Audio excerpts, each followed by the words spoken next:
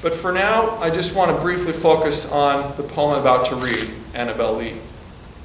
Who was she? Who was Poe writing about?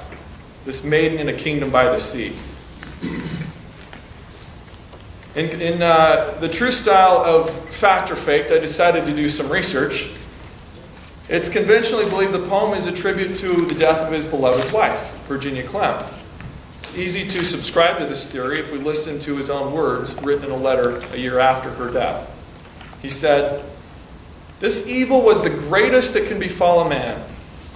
6 years ago, a wife whom I loved as no man ever loved before ruptured a blood vessel in singing. Her life was despaired of. I took leave of her forever and underwent all the agonies of her death. She recovered partially, and I again hoped. At the end of a year, the vessel broke again.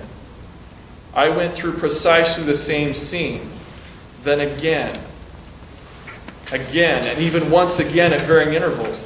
Each time I felt all the agonies of her death, and at each accession of the disorder, I loved her more dearly and clung to her life with more desperate pertinacity. But I am constitutionally sensitive, nervous in an unusual degree. I became insane, with long intervals of horrible insanity. During these fits of absolute unconsciousness, I drank. God only knows how often or how much. As a matter of course, my enemies referred the insanity to the drink, rather than the drink to the insanity. I had indeed nearly abandoned all hope of a permanent cure when I found one in the death of my wife. This I can and do endure as becomes a man.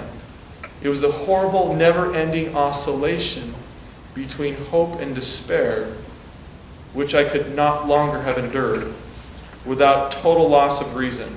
In the death of what was my life, then I received a new, but oh God, how melancholy existence." Now, Annabel Lee was one of Poe's final finished poems. It was composed in May of 1849 and was published in the New York Tribune as part of his obituary on October 9th of 49. Interestingly, after his death, several other women came forward and said that the poem was written about them. One of the women, Sarah Ann Lewis, was an amateur poet who, along with her husband, paid Poe $100 to give a favorable review of her compositions. Despite the praise he gave her poetry, behind her back he was quoted as saying, "He hated the fat, gaudily dressed woman. When she came over and spent time with his aunt, he rushed out to escape her. Not a good candidate," as the subject of the poem. Then there was Helen Whitman. The year after Virginia's death, Poe met Helen and began a campaign of passionate love letters. They soon drew up a marriage contract, and it was rumored that Poe then broke off the engagement when he learned that Helen's mother had hired a lawyer to try and set up a prenuptial agreement. Another unlikely candidate. The best contender is generally believed to be Poe's childhood sweetheart, Elmira Royster. Not knowing what had happened to Poe when she didn't receive the letters her father had intercepted, she went on and married a wealthy businessman, Alexander Shelton. But she later claimed that she always loved Poe. Shelton died after 17 years of marriage, and so now Elmira found herself widowed, much the same way as Poe after Virginia's death. The two began seeing each other in 1848, and by September of 49, they're engaged to be married.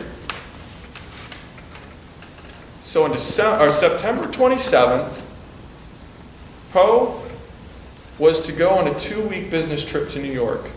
He stops off to his editor and gives him a rolled-up scroll with a casual remark, "Here's a little trifle that might be worth something to you."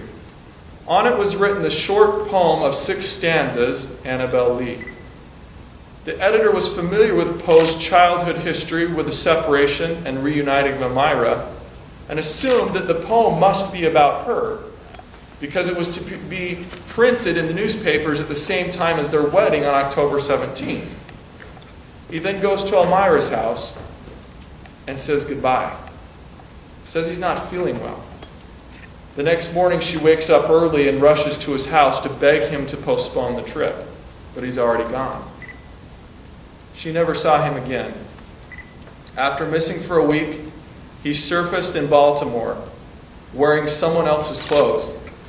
He died in a hospital, intoxicated, trembling in fits, and talking to ghosts and shadows on the wall. We've all experienced tragedy. We've all experienced bliss. Death was more common in Poe's day. People didn't live as long as they do now. But who can imagine the powerful series of experiences that gave Poe his unique sensitivity and perspective? We may never know if Annabel Lee was written about one woman, many women, or no one specific. What we do know is that not many people had the gift of expressing profound love and devastating loss as adequately as Edgar Allan Poe.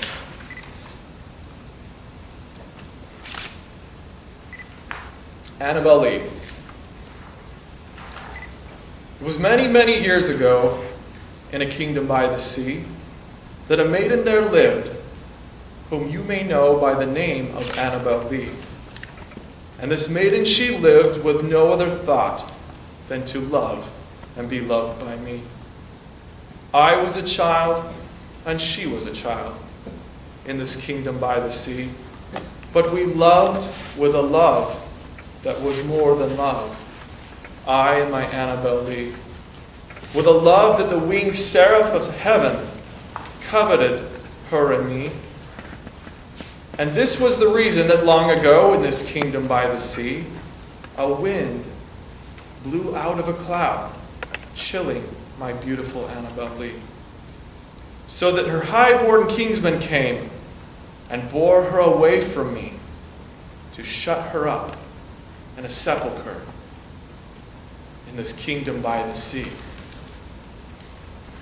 The angels, not half so happy in heaven, went envying her and me. Yes, that was the reason, as all men know in this kingdom by the sea, that the wind came out of the cloud by night, chilling and killing my Annabel Lee. But our love, it was stronger by far than the love of those who were older than we, of many far wiser than we. And neither the angels in heaven above, nor the demons down under the sea can ever dissever my soul from the soul of the beautiful Annabel Lee. For the moon never beams without bringing me dreams of the beautiful Annabel Lee.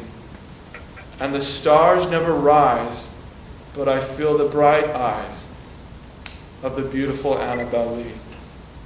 And so, all the night tide, I lie down by the side of my darling, my life and my bride, in her sepulchre there by the sea, in her tomb by the sounding sea.